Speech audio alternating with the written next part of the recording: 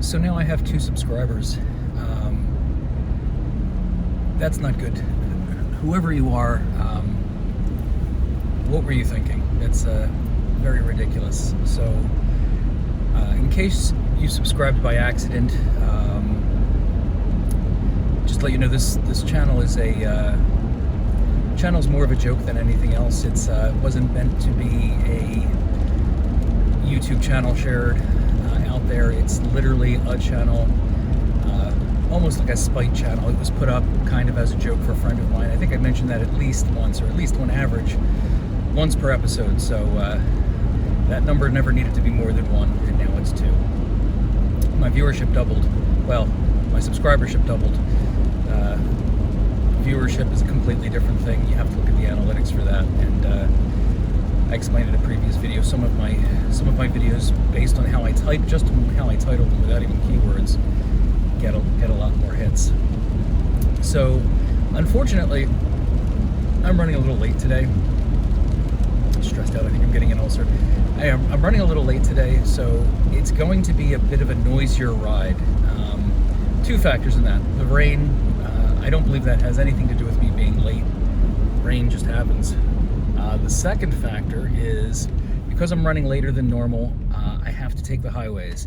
Even though it's more miles, it's a quicker trip to work. I could probably still make it on the back roads, but that wouldn't leave me enough time to get the stuff done that I like to get done before the day starts, before people start piling into my cube. So, it's Thursday. I'm going to say it's the 12th of January. It seems like a pretty safe bet. I thought Monday was the 10th, but I think Tuesday was the 10th. Wednesday was the 11th. This should be the 12th. I have a really bad stomach ache.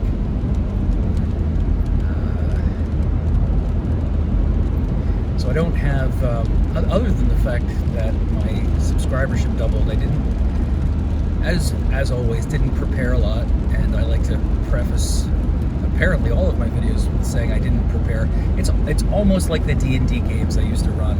I used to spend hours and hours preparing for every scenario imaginable, and I played with a bunch of people who were, some of them had experience at D&D, but the bulk of the people had never played before. As I explained in a previous video, the whole reason why we started playing D&D was just so we'd have an excuse to hang out together. And since these people didn't play D&D, they weren't savvy to the ways of the way it worked. And, like, you know, there's an adventure. Like, so, like, you know, you meet at the inn, you're given a quest. They're completely oblivious to the fact that, like, I spent the previous days preparing for specific events, and they would set out and they would be people. They would just live their random lives, completely oblivious to the fact that an adventure was served up to them. It's like, that sounds boring. Let's go over here. So, like, a lot of what happened was I had to create a dynamic world inside my head. Like, I'd do the preparation for months and months. I would, like, you know, prepare, and it got to the point where it's like, why am I doing all this very specific stuff about specific adventures where I think these people are going to go, where when they don't, they never, like, very rarely do they follow the path. So I changed the way that I prepped for D&D games. I would, on a larger scale, I would like, make sure I had a sense of the geopolitical nature of what was going on in that part of the world, or in that timeline, and I would have characters fleshed out in my head. So my notes went from being a very specific, written like a D&D module thing, to vagaries where I had an idea of what would happen in certain areas. So I would, you know, I would run a virtual world in my head that they would interact with, and I would just start, like, not to almost the fact where you make it up as you go along, but I had this rigid structure of the world in my head, and it would just, you know, it would tick by in the background, like things would happen, and wherever they would go, my brain would fill in the detail, and then it was almost like going backwards. Like I took more intense notes, either mentally or scribbled them down on little Post-its as we were playing the game, because I had to keep continuity. So it had to, like, you know, if there was a location where there was a store or a, you know, a blacksmith's, or there was a person with a specific kind of inflection, affectation, like any special characters that had any information, like I had to note down who knew what, if it was created after the fact. So basically, if they go back and ask follow-up questions to this guy in this town about this thing, I've written down that this guy in this town knows about this thing, and what else, you know, based on his what his life was up to this point, what he knew. So yeah, I was like running a virtual world in my head just so I could keep continuity in the game. I forget why I got off on that tangent. It had something to do with being up to 2 subscribers. Maybe I was just trying to give you a taste of how boring this channel is. But if you've subscribed and you've watched a couple of the episodes, again, I am very sorry. You shouldn't have done that. My goal is not to get subscribers. One of the things is, like, this is kind of like, it's kind of like a TV show. It's long format, no content, like the worst form of YouTubing. Like there's people that do long form reviews and things like that. I love those channels, especially the ones where they, like, you know, do maybe hardware reviews for computers and stuff like that. So they'll review cases and chips, and like, and it goes on, you know, for an hour, and they go into in depth about the silicon and things like that. It's like truly boring stuff. I love it. I could watch that all day. It's like throw up numbers, statistics, things of that nature. This is different. This is long format. It starts very early in the morning. The guy who's running the channel is always very tired, always complains about being tired, has clearly not prepared. That might have been where the D&D thing came from. Has clearly not prepared for the day ahead, and openly admits it. And then, as I said in the previous episode, verbally treads water for probably 3/4 of the show. So it's not a channel that's meant for anything. I'm not contributing anything out there. It does seem like I am getting referenced, like things are getting bounced to me. I find one of the funniest things that is getting bounced to me is that relaxation channels, like those kind of channels where you'll listen to either white noise or you know, sandy beaches to go to sleep. Apparently, they're linking back to my channel, so apparently some people are listening to me to fall asleep, or they think that I fit well into that genre. And I really want to be insulted, but I can't fault them. And I guess it makes sense. There may be a market for listening to someone drone on. I don't know if it works if it's as meta as this, because this show, this YouTube channel, tends to be very self-referential. So it's I don't know if that breaks the cycle of listening. Like, not that it's very thought provocative. It's just, it's weird that the channel talks about itself. And I say "and" as if I had something to add to that, but I didn't.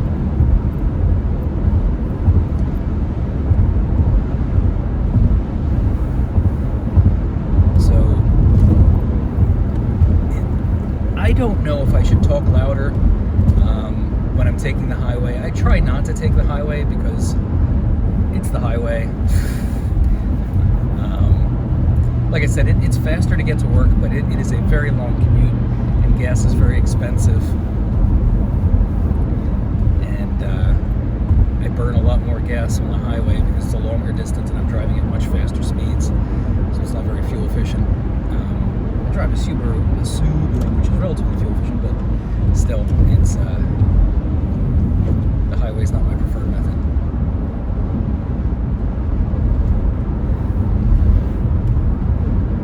Again, now that there's 2 viewers, feel free in the comments to put down anything that you would like me to talk about. I didn't have a chance to check the comments today.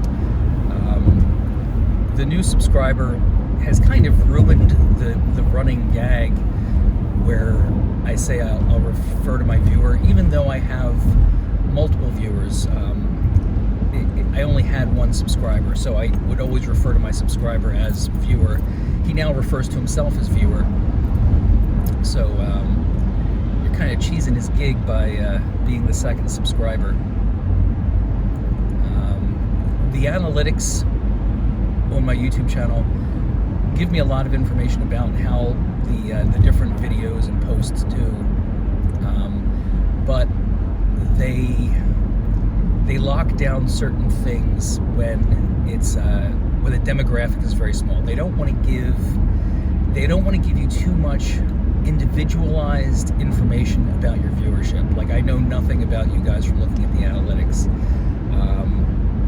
When there's enough people, they'll tell you all kinds of crazy stuff, like what countries are they being viewed from, what cities are most of your views coming from. They'll give you gender information, meaning like what percentage of your viewership. I don't know how they break it up, because I don't have access to that information. I don't have enough viewers to get those analytics unlocked yet. I don't know if it's just male and female, or if they break it up into the 72 different genders. But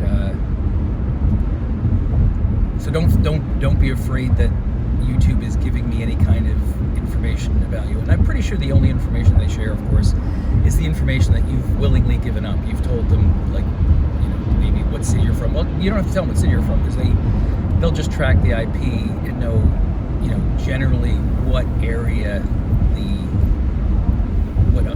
what IPs are watching, and they'll do. So if you're using any of those IP blockers or VPN type things, they won't know, but that's all little minutia that doesn't really matter. All I'm saying is I can't determine who you are by looking at my YouTube analytics. It's just basically how it's more about the channel and how well certain things are doing. And like I said, I've talked about doing the other format stuff. I'm going to go redo the slide rule video, do a whole series on the slide rule, because I think it's interesting, and it got a lot of hits. So people were out there actively searching for slide rule information, which boggles my mind. Why would you want to know?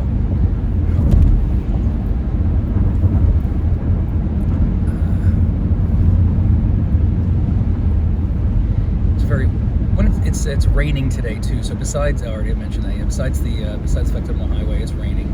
It's not raining too hard. I was talking to someone about this yesterday for absolutely no reason, but I'm older. My vision's not as good as it used to be, and it was always pretty bad because I was a dumb child and I stared at the sun. So I have poor night vision. And when it's raining and early in the morning like this, and I'm driving to work, when the roads are wet, and I'm coming from the middle of nowhere, so you can see it's kind of dark around me except for the headlights of the car behind me. It's like pitch black because the road is wet. It absorbs all light. The only source of light at this point is really some of the stores way off the there are areas where there is nothing. There's no source of light. My headlights are the only source of light. It's literally like driving around with a blanket over your head. You can't see anything. There's nothing to see. The reflections of the little things on the highway, the little white lines, but that's it. My stomach really hurts. I think that has to do with being stressed out about work. So I had to get gas. I think I mentioned that. I don't know if I mentioned I had to get gas on the way out today, but I had to get gas. The car was pretty low. I could have possibly made it to work. Not taking the highway. I think I would have. It probably would have. I've had the car. I've never driven this car down to no gas. I have driven cars down to no gas before. I've gotten really lucky. I think maybe once I I ran out of gas, not anywhere near a gas station, and had to do some. It was so long ago, I can't even remember if I did.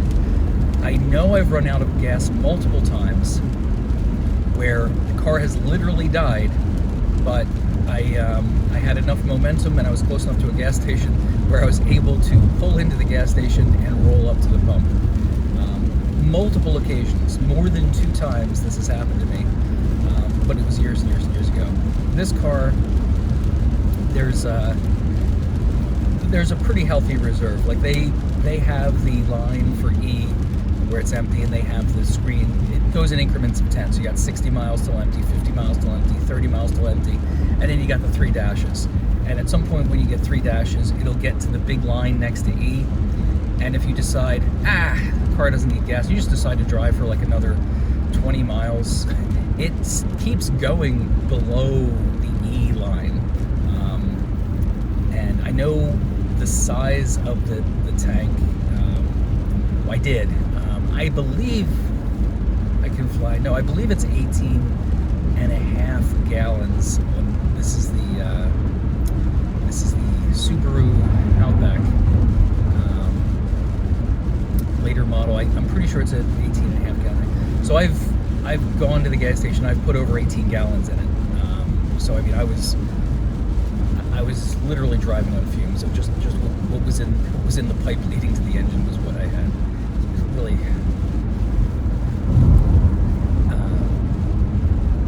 not good. And I mentioned a few videos ago why it's always better to, especially in winter, don't put off getting fuel in your car. Don't wait till the morning.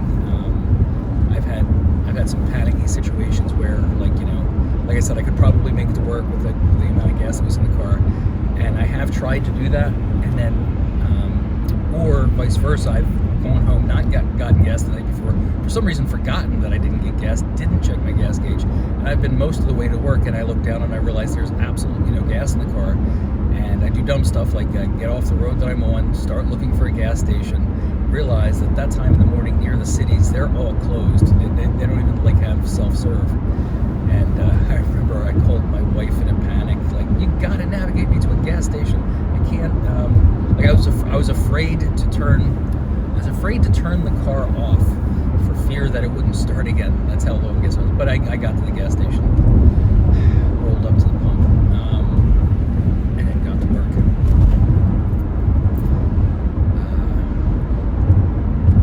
I think I was going on about something else. So it's like a TV series. It's long form. I distract myself and I never get to the point. The point of me saying that was that another reason to not be a subscriber, to not be a viewer of the show, is that most shows, at least in my experience, if they go on long enough, there's inevitably a musical episode. And I fear the day that there's a musical episode of this Drive to Work series. When I was young, I had a very good voice. I was in a national choir once, but as I got older and didn't practice singing, and my voice changed, I developed what I don't think there's a word for it. If there is a word for it, even if there's not a word for it, and you come up with a good one, put it in the comments. What I've developed is the opposite of auto-tune. Whatever the opposite of auto-tune would be, that's what my singing voice is.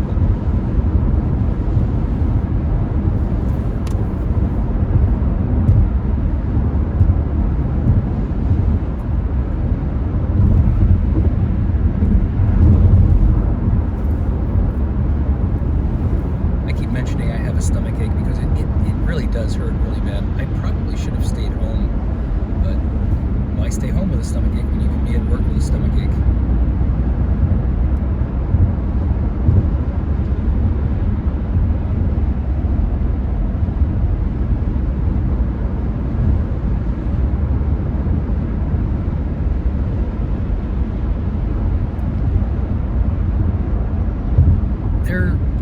We're moving at an okay clip, but there is a lot of traffic.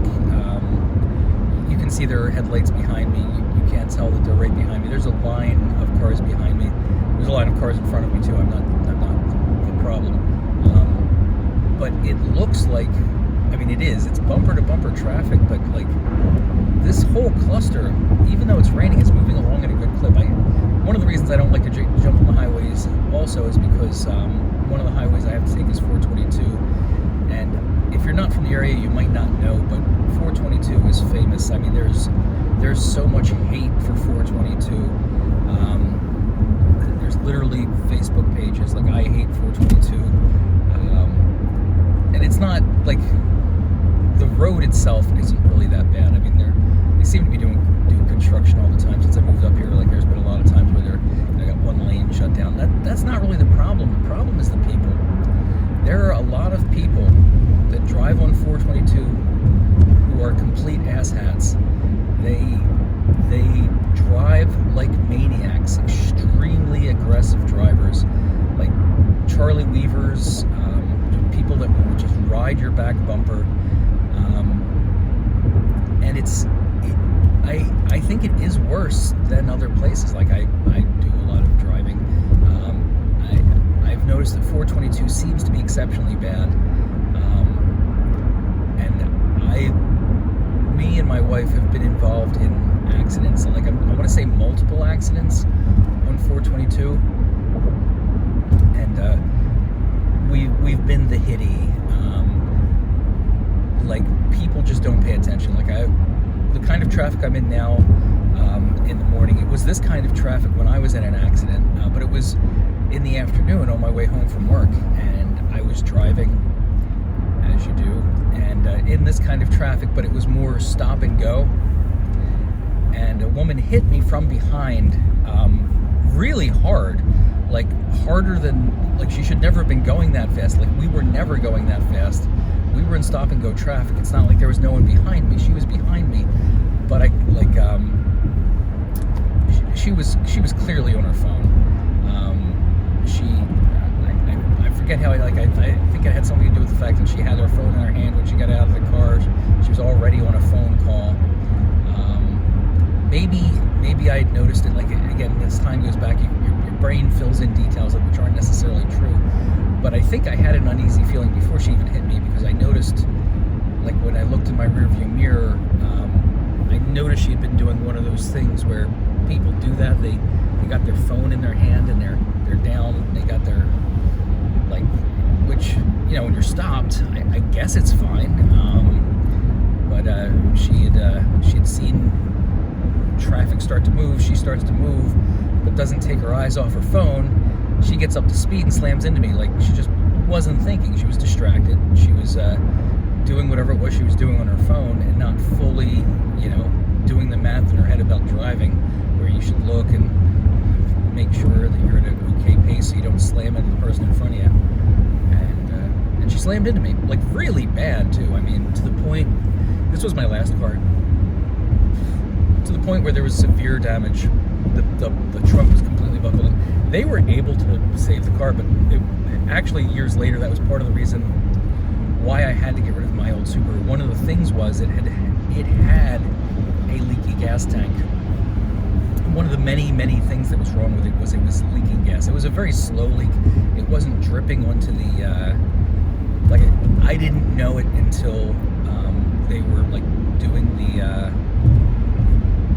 inspection one year, and I think I told the story, like, it was going to cost upwards of $8,000 just to fix the stuff they found to get my car to pass inspection. And I want to state, this has nothing to do with Subaru as a brand.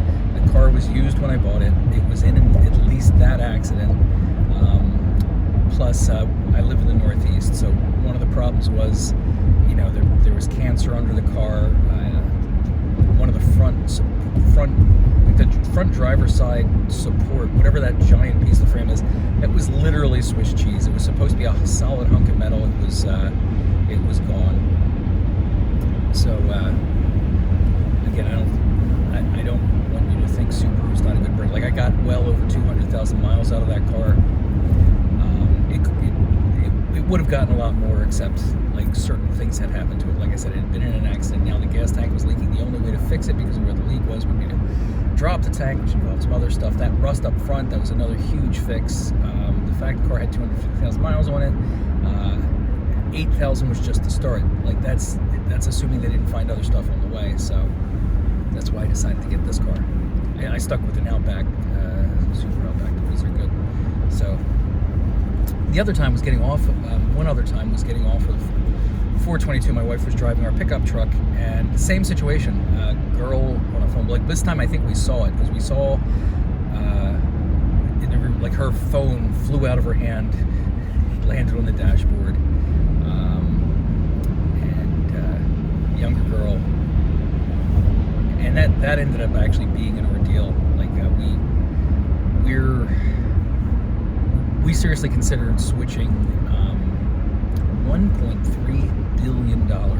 That's what the Mega Millions is up to. We seriously considered switching insurance companies because we have a lot with our insurance company. You know, life insurance, property, rental, like all kinds of stuff. They're pretty good. We have a pretty good amount with them, and they have never ever once even come close to paying out on anything we've claimed. And then this whole thing with getting the car fixed was a ridiculous ordeal. I can't remember all the details off my top of my head, but they were such a pain in the neck. I mean, the biggest detail was we were in a pickup truck. We got rear-ended, which means a car hit our pickup truck. The car turned to dust, and our pickup truck, the tailgate, got a slight bend to it. So everyone was fine, by the way, in case you're wondering. I feel like you always have to say that. Everybody, like even though she died on the street right there, I feel it's important to say that everybody, no, she didn't. She was fine. Everyone was fine. I think she might have cut herself. She might have had but she was absolutely fine. No long-term injuries, blah, blah, blah. She got a new car like the next day. But the point is, the truck ended up getting a slight bend, the tailgate got kind of pushed in and up, and this was during the height of the great vehicle drought, like 2020, 2021, 20, something like that. So they wanted to total the truck, and which is crazy, because if they total the truck, you're going to get nothing. You're going to get whatever the blue book at the time is, or whatever that is. So you're going to get nothing for it. They're going to total it because it costs too much to fix it, blah, blah, blah. There's this is our truck. We put a new motor in this truck. We're pickup truck people. We don't drive them normally, but because of our side business, we need a pickup truck. You need to be able to move appliances and construction materials and things like that. So we've always, for many years, we've had a pickup truck as one of our vehicles. It was my daily driver for a while, but once we moved out into the middle of nowhere, it wasn't sustainable for me to continue to drive that back and forth to work every day. We switched it over to my wife. She would drive it back and forth to work every day. She enjoys driving the truck, but again, it's still it's 12 miles per gallon. It's not very responsible to drive something like that every day. So now she has a real car too. And we use the pickup truck for pickup truck stuff. So, yeah, so they wanted to total the truck during the height of the great vehicle drought, and we're convinced that they didn't want to total the truck. They wanted to take the truck and sell it, because, why would you total a truck that's been rear-ended and the only thing that's wrong with it is that the tailgate was bent? They just wanted to have our truck so they could sell it and we'd go out and buy another vehicle. Made me very angry. And there was I believe there was a lot of other hassles that went along with that whole ordeal. The place we took it to just fix the it sat there for months.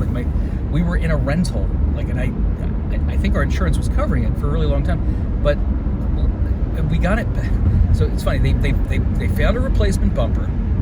The bumper wasn't the problem. Yeah, there was minor damage. The plastic on the top of the tailgate I say tailgate, but I really mean bumper. I've been saying tailgate the whole time. Tailgate wasn't even affected. It was just the rear bumper. I don't know the anatomy of a truck clearly.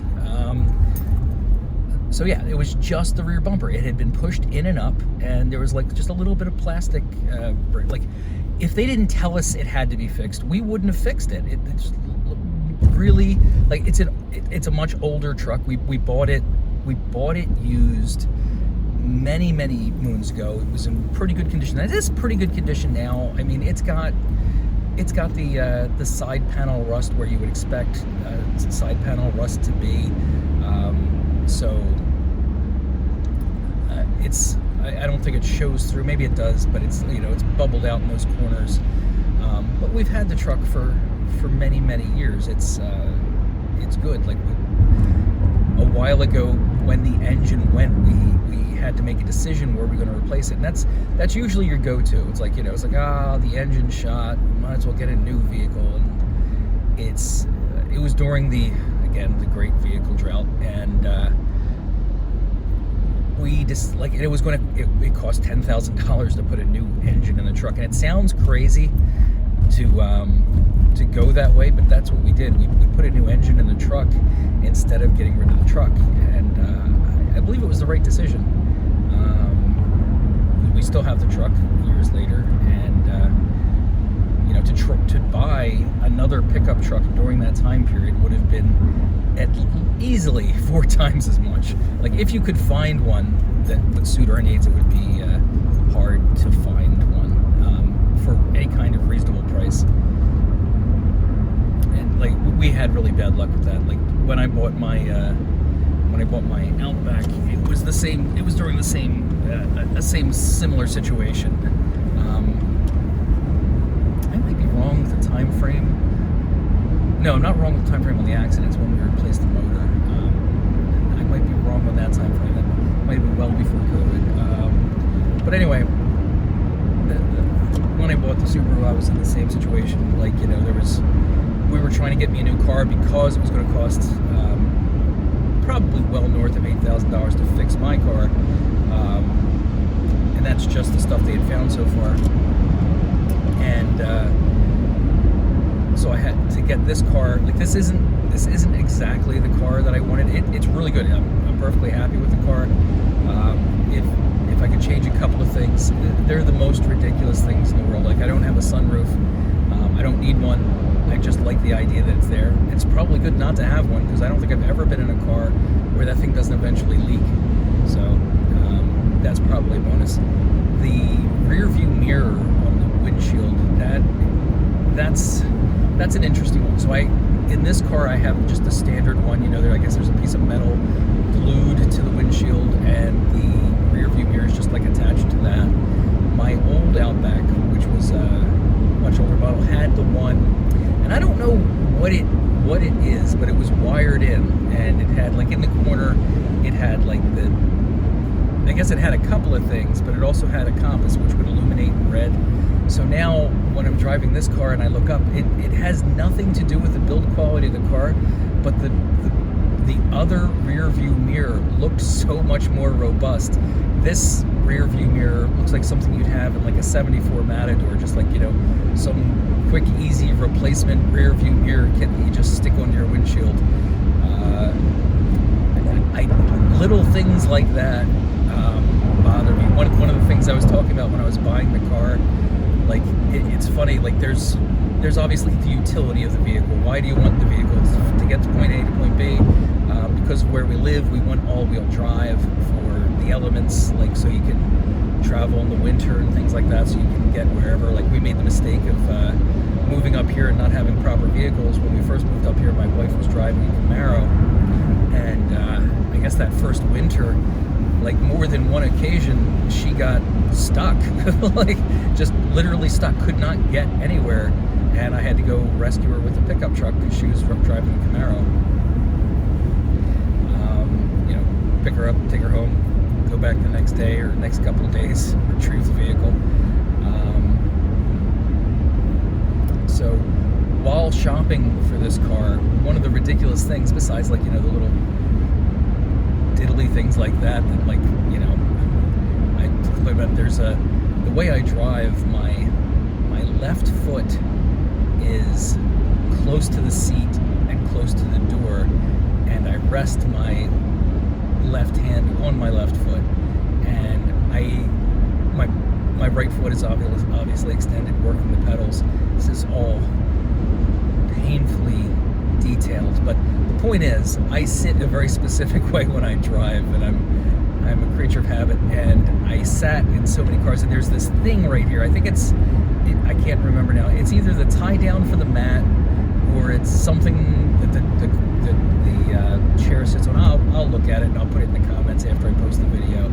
But every car, like every single newer car, is slightly smaller. It's slightly narrower, and that spot on the floor isn't available to my foot anymore. This car has the best, but my foot still interferes with that, so my leg is not at the exact angle I want it to be at. That bothers me.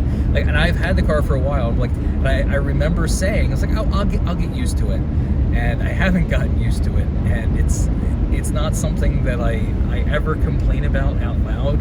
But like right now, like as I'm sitting here, my foot is pressed up against whatever that is, trying to push it back, because I need that additional 5 centimeters for me to put my leg where I need my leg to be, so that my wrist is balanced on my knee, so that I can drive the car the way I drive the car. The interesting thing, the way I drive the car, like, so a lot of you might be saying your hands should be at 10 and 2, and I don't believe that's true anymore. Back before airbags, everyone used to have, I think the common knowledge, that the best practices were to drive with your hands at 10 and 2, but I think since the advent of airbags, I think you're supposed to drive at 9 and 3. I think your hands are supposed to be on the sides of the wheel.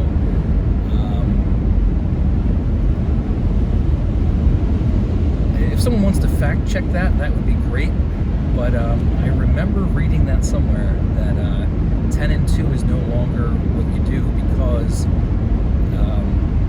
because of airbags. If you're at 10 and 2, then there's an accident, like but if they're here, your arms go out instead of coming back in your face or whatever. Maybe there's less damage to your arms. I don't know, but I'm pretty sure it's 9 and 3 instead of 10 and 2.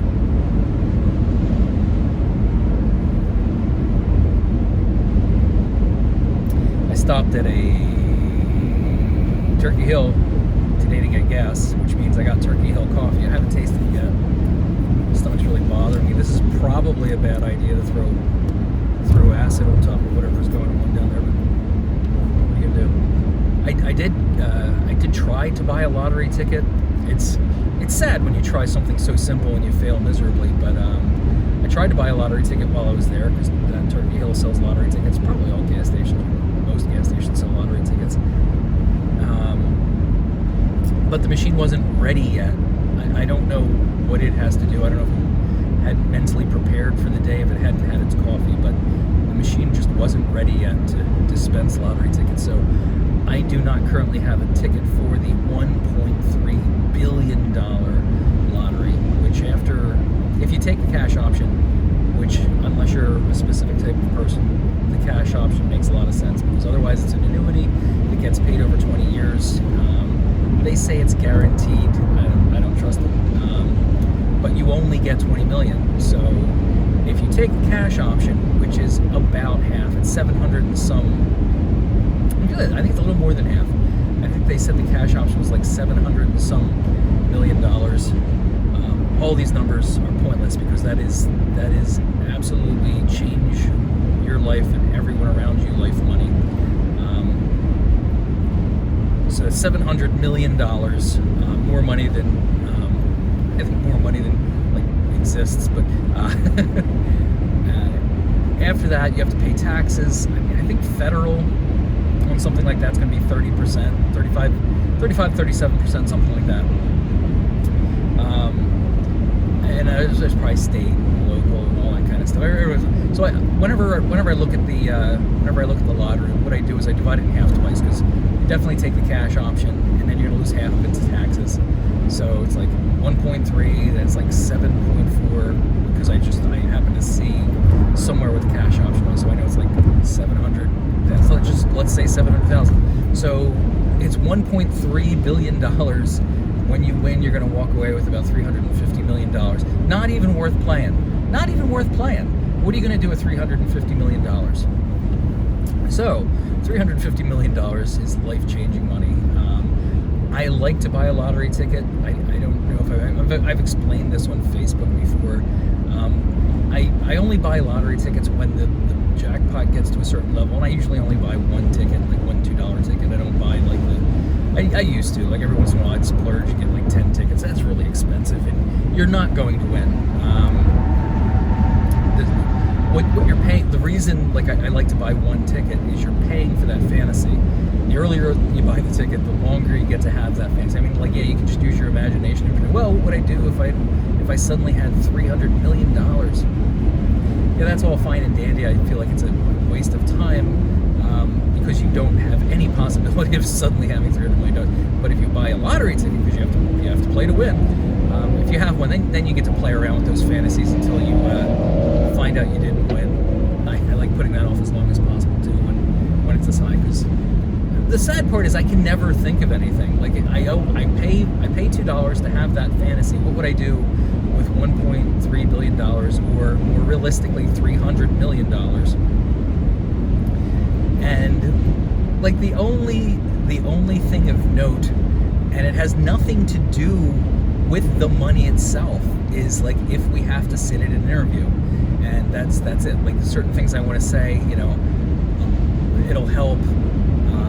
I'll pay down some bills, and then, or like it wouldn't be me. I would want my wife to be saying that, like, you know, sitting there. I'd be sitting next to her, and she would say those things like pay down some bills, like all this various like silly stuff that like completely unrelated. Like it's like act like we won, you know, $750 or something like that. Something where it's like, okay, I can either squirrel it away, or, you know, like I got this credit card bill, I can pay that down a little bit, so, something like that. But like she says all that stuff, like, you know, pay some bills, pay down the mortgage, whatever.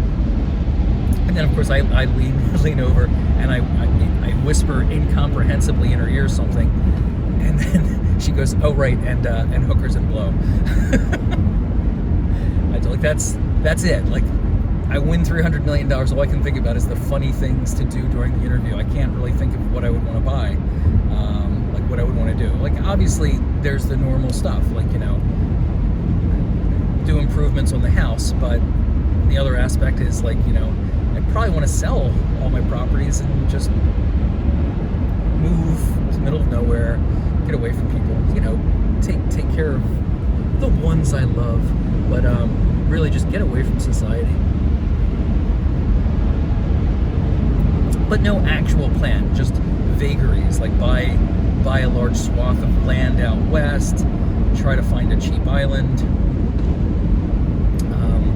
but nothing specific. Like, you know, obviously I would wean myself out of my 9-to-5 job.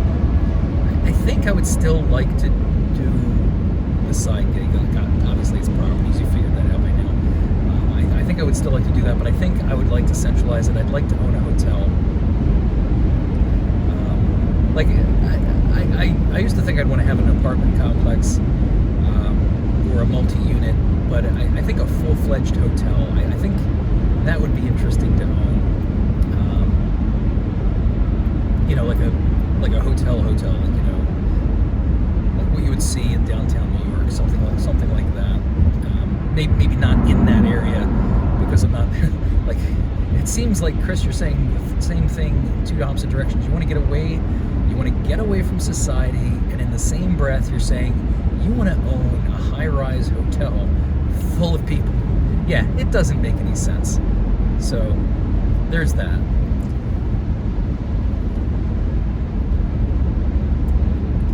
But like I said, I like to fantasize about the sudden influx of ridiculous wealth. I said I didn't prepare for today. Part of that has to do with that same thing I say every day: I'm tired, blah, blah, blah. Actually, it's not true. I actually did start to prepare. There's I was going to, and I completely forgot by the time I got to the car because I hadn't had coffee. Now that I've had a sip of coffee, the brain is firing on one piston. And I remember I wanted to talk about some of the books I've read and liked. And I did mention a book or two in a previous video, but I also wanted to talk about audiobooks. We have this audiobook subscription, and I didn't know this. I don't like listening to audiobooks. It has a parallel to this channel. It is tedious at best to listen to someone else read a book, especially one that I've already read. There's one of the books we got with our service is Weave World, which is a really, really good book. But you have to be into what the book's about to be into the book. So read the, if you decide to read Weave World, read the jacket first, read the write-up on the book, see what it's about. I mean, I could tell you, and I might, but it's not a guarantee. Who knows where this conversation is going to go? Like in the next 30 seconds, I might completely forget that I was talking about books and or mentioned Weave World and be on a completely different tangent having something to do with orangutans. So hope for the best. But so one of the books we got was Weave World, and I was listening to it and I couldn't make it through it. Like I think the problem is I've already read the book, and I read faster than this guy reads. I guess I could speed it up, but then it's going to sound funky, and that's going to detract from the experience. The reason I want, like, I can't actually find my copy of Weave World. I know it's around somewhere. It's probably in the basement in one of the crates of books I have down there. But I never finished Weave World. Like, I read it right after I read The Talisman. I remember I was reading those two books around the same time. I finished The Talisman, slightly thicker book, really good book. Like, I am 99% sure it's by Stephen King, and there's a whole series of books he has that are great. He's a good writer.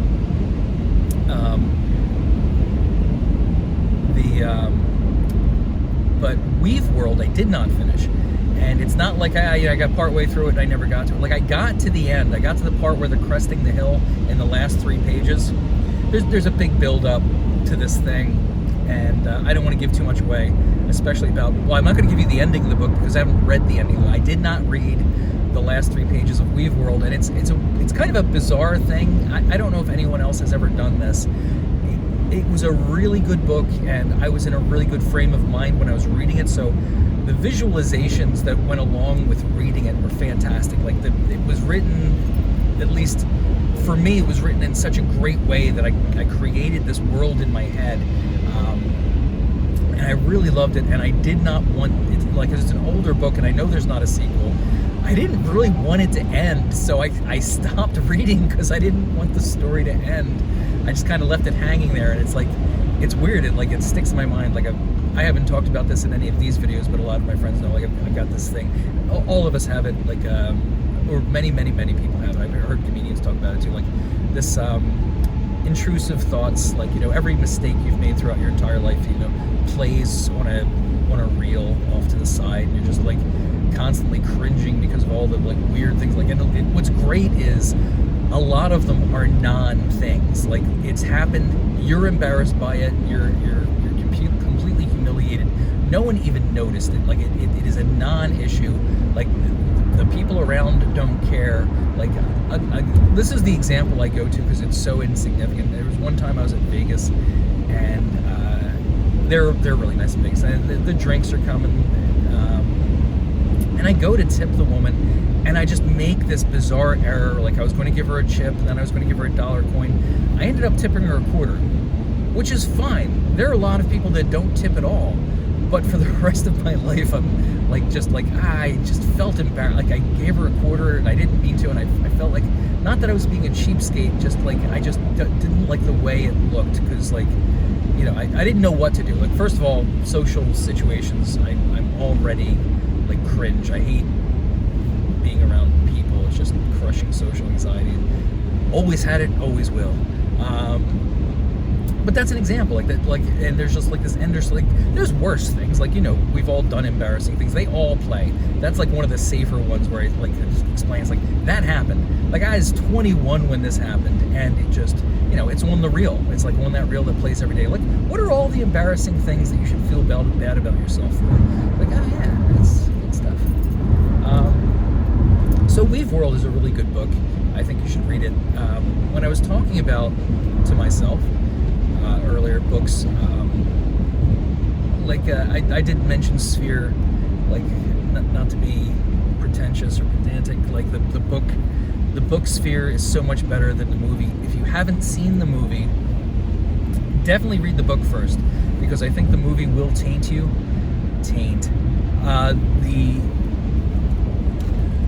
Like I said, the book is written. There's a lot of stuff in the book that's not in the movie. There's a lot of stuff you can write in a book that you can't necessarily fit in a movie, especially when it comes to describing things back then that would have required some significant CG. So I was right, pouring coffee on top of that was a bad idea. What the heck is that?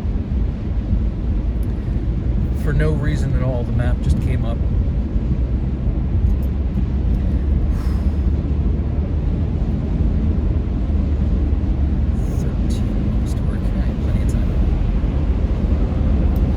So another series of books that I really liked were the Foundation series by Isaac Asimov. I think I may actually be sick. I am feeling lightheaded and my stomach really, really hurts. I wonder if I have a ruptured ulcer or something like that. So the Foundation series, like, I think it was a trilogy, but there's like 5 books. That was really good. That's a series that takes place in the future. It's a really good concept book. It has to do with the rise and fall of civilizations and things like that. It's roads different. I literally have no idea where I am.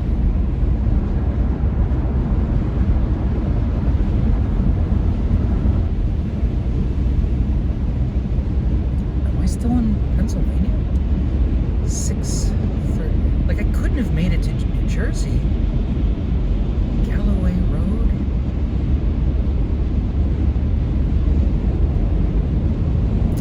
Just give me a few moments to try to gather my bearings.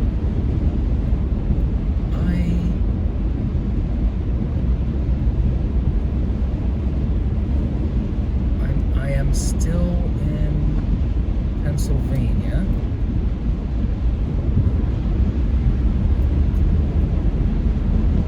I just don't. Now it's 25 minutes worth. I am definitely not. I am not on the right road. I am on Pennsylvania Turnpike. So, like, in theory, that sounds good. Did I miss my exit? Am I on the Northeast Extension?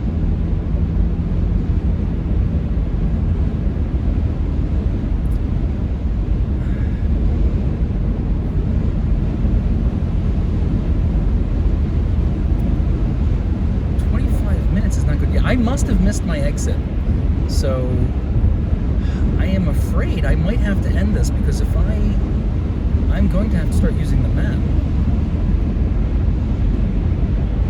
How could I have missed exit? End 276, 295 and 2 miles. It's fascinating. What did I do? It's only 6:30. How could I have missed my exit? Then Salem Boulevard. I'm going to.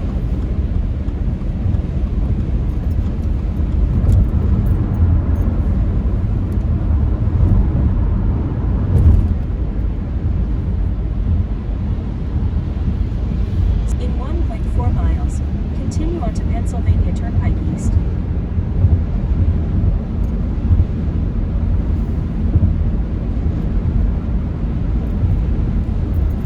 So,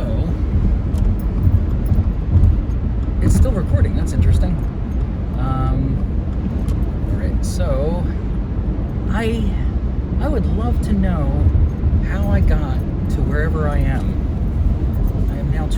2 minutes away from work.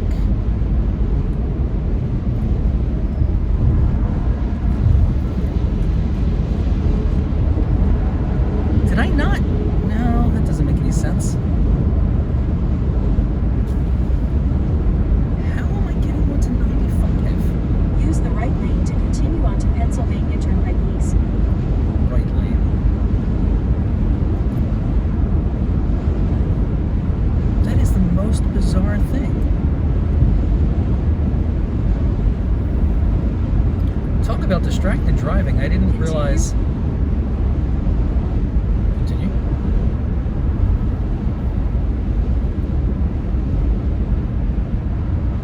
Use the right lane to take exit 42 onto US 13 toward Bristol. Okay. I apologize for the dead air.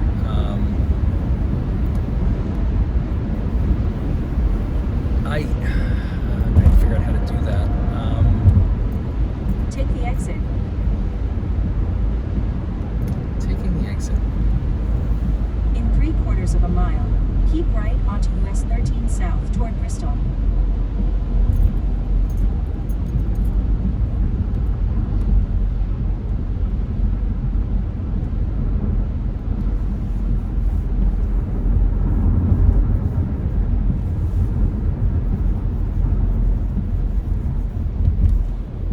Wonder if it's related to my stomach ache. I mean, it's literally a straight line. Like there's like 2 turns. Like I can't imagine how I got off track. Like there's, like I take the highway. There's a what do you call it? A Easy Pass toll booth. Keep right onto US 13 south toward Bristol. And then I go down that highway until there's the other one. It like pretty much ends there. Like there's no way to miss. I guess there's a way, and I figured out what it was. I'm supposed to turn here. I'm supposed to turn right here. In 2 miles, turn right onto New Rogers Road.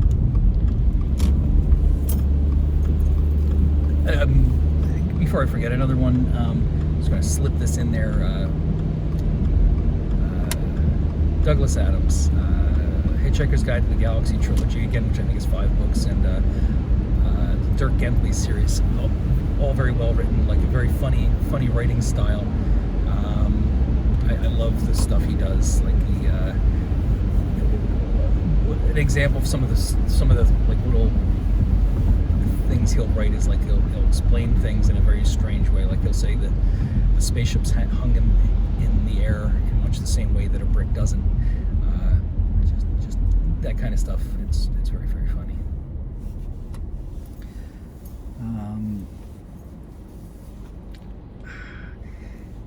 If you have seen Sphere already, I'd still suggest reading the book. But so when I read it, the movie hadn't come out yet, and multiple times I've read books, and it's funny. It's happened a few times where I've read a book, and I read the book, I guess, long after it came out. I don't know how long it was between when the book came out and when they made the movie adaptation of Sphere. But after I read the book, like I read it in a week. I could not put it down.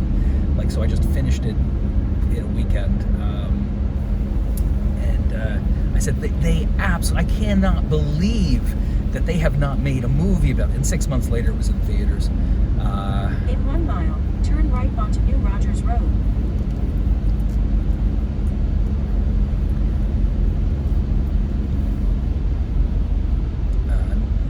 A bad book. I don't remember which one it was. Like, so there was a book. It was E.T.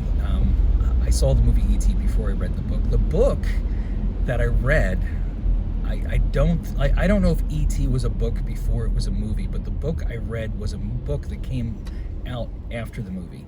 It was terrible, and I think part of the thing that made me not like it, because I think it was a book that was based on the movie, and it's one of those weird things where if I read them in the other order, it's possible that my opinion would be different. Like how I said, like, you know, Sphere, the book is different from the movie, blah, blah, blah. They didn't do all stuff. Well, in the book adaptation of E.T. that I read, there was extra characters. Like it wasn't a pleasant read. Maybe it's because I'd already seen the movie. I don't know. I just remember there's this extra character that had really not anything to do with the story, and they went too much into depth with him.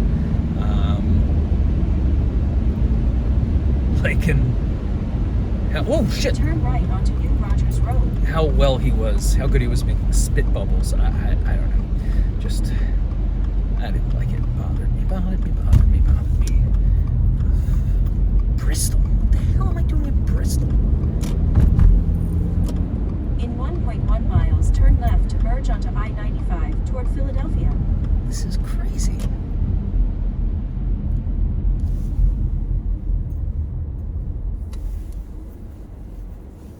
So this is unnerving.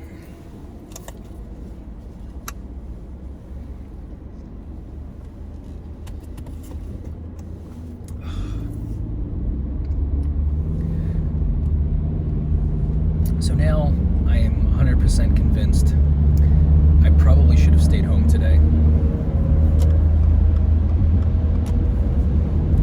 I don't feel well. And now I'm lost.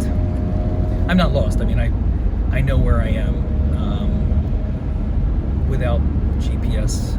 I guess I know where 95 is from here, and I could get to work, but I just have no idea how I got here. And that's the good thing about like leaving. Like I'm one of those guys, you know. On time is late, early is on time. I know a lot of people, like younger people, don't agree with that. It's like, but yeah, like I take my work responsibilities quite seriously. I do not like to be late. Go past this light. Okay. Then at the next one, turn left. I take my work responsibilities very seriously, and I do not like to be late. I like to get there. Like I said, I like to get there early for another reason. Also, is I like to prepare for the day before the day starts. So yeah, I guess you could say they get some free labor out of me, but it's a mutually beneficial arrangement.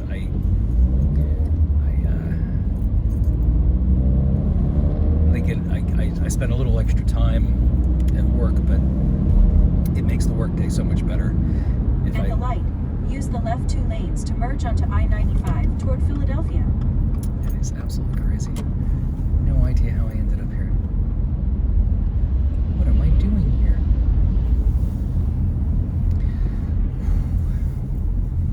And of course I don't have that. That could be part of it. So now I am going to say something bad about Subarus, and I do apologize to Subaru. Turn left. If you remember the other day, I said, what is there, a carbon monoxide leak in here? And I said, oh yeah, there it is. And I hit a button, which I just did again. So one pet peeve is every time you touch something on the climate control system, it turns off, like that the default should just be recycling the inside air. For a couple of reasons. One, I just don't like bringing in outside air. So filter this stuff. The car's not airtight. I'm not going to suffocate. Two, when use the left 2 lanes to keep left to merge onto I-95 south toward Philadelphia. Okay. The other thing is, when it's on outside air, like I don't know if it's bringing in exhaust fumes or what, but that's exactly what it smells like, and it's very faint, and I don't pick up on it until it like really starts to fill the cabin. Keep left. Keeping left. So yeah, like I was probably like hallucinating or ready to pass out. It has nothing to do with my stomach ache. I had that before I got in the car, but yeah, so it's in fact I'm gonna clear the air real quick.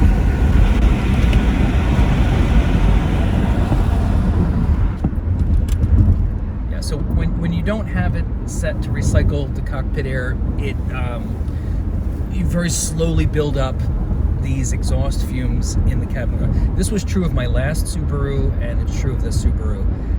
I may just be really, really sensitive to other cars' exhaust, like on the roads and stuff like that. Maybe it is. I do believe it's bringing in this car's exhaust, or at least engine smell. In 4 miles, take exit 35 onto Pennsylvania Route 63 West at Woodhaven Road. But anyway, I don't like that.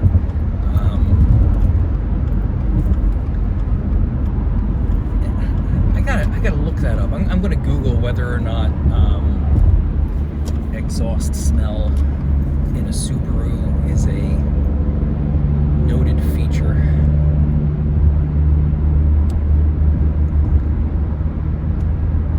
Got 11 minutes until I'm at work.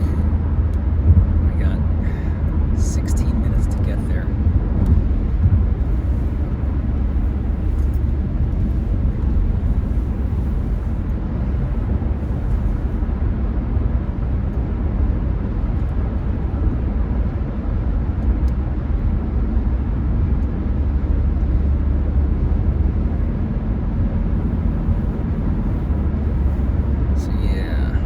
I think I know how I'm going to do that.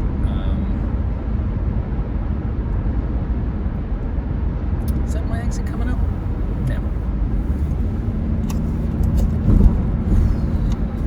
I really feel like crap.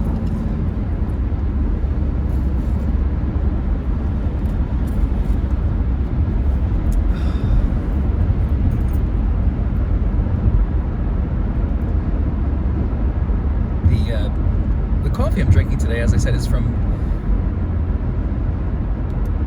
Frosty Acres? Turkey Hill. It's from Turkey Hill. It's Columbia Supremo or something like that. It's today it's actually 2 miles, very take good. exit 35 onto Pennsylvania Route 63 West and Woodhaven Road.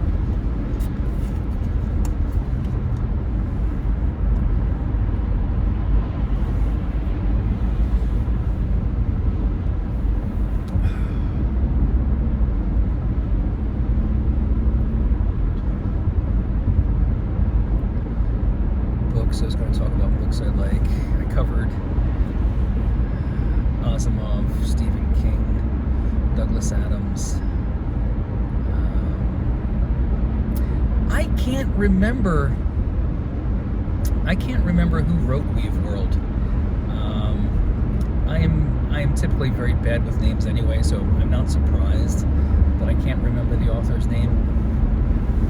It'll suck if it's like, Stephen King or something like that.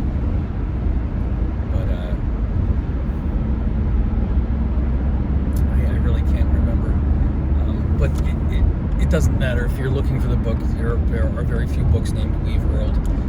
You'll find the right one, trust me.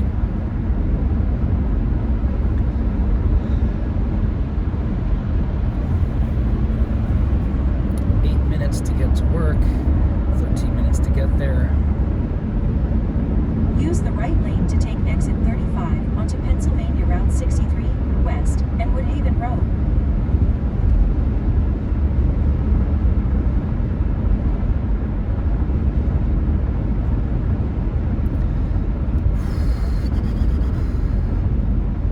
Take the exit.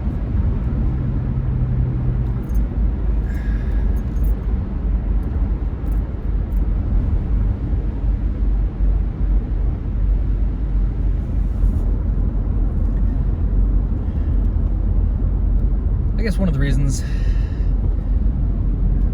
not necessarily a bad thing. I mean, yeah, it's a bad thing, but let's see, what are we supposed to go straight here? Oh, look at all the people. Stay in the left 2 lanes.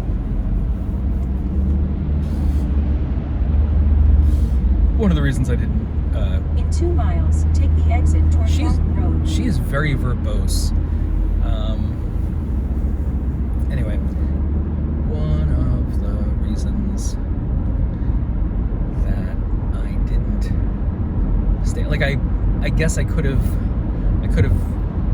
asked my boss if I could work remotely today, or taking a sick day, but I don't want to do that. I don't want to, like, in case I really need to later, I don't want to take advantage of that. Also, I didn't want to call in sick because they reduced the amount of sick leave we have this year by 5 days.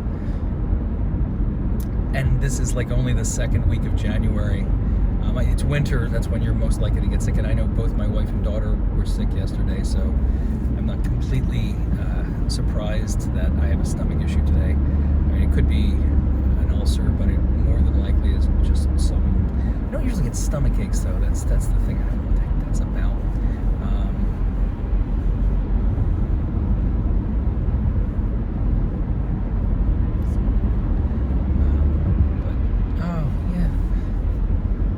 Perfect. I have to stay in this lane, and this guy's doing like 20 miles an hour.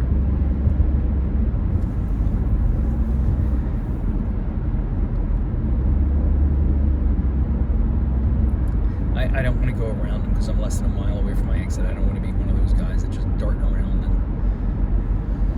I have plenty of time.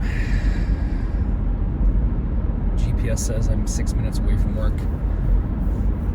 It's saying I'm going to arrive with plenty of time to go, so. Use the right lane to take the exit toward Thornton Road. I'm trying.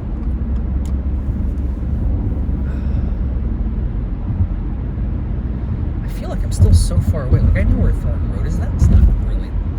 yeah, I guess it is pretty close. Okay. I get it. Right. Yeah, I know where it's going to drop me.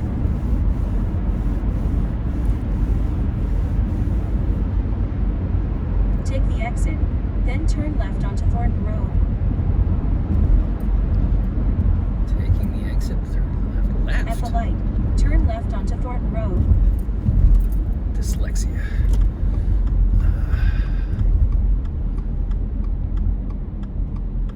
This feels so backwards. I really feel like I should be turning right, but I know the GPS is right and I'm not. There, now it feels better. Now I know where I am. Jeez Louise.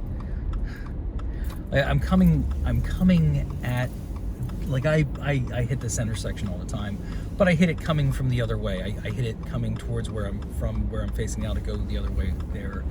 So it's like, you know, the on-ramp and the off-ramp are very similar, so it's very disorienting. Not to mention I do have dyslexia. My right and my left are... At the next light, turn left.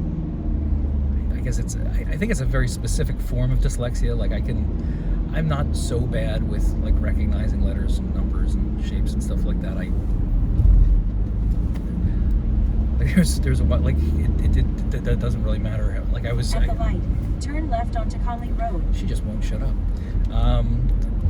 You know, I could write when I was younger. Like, I practice. Like, I can't do it as much as I could before, but I used to be able to write. I could write forwards and backwards with both hands, like upside down, forward, backwards. At the light, turn right onto Decatur Road. You know, can I make you stop? I touch this. Adult teacher. So, yeah, I'm gonna have to go in and edit a little thing there later on, but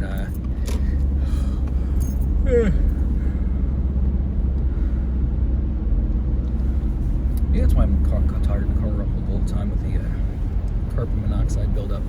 Anyway, I'm going to end the video now.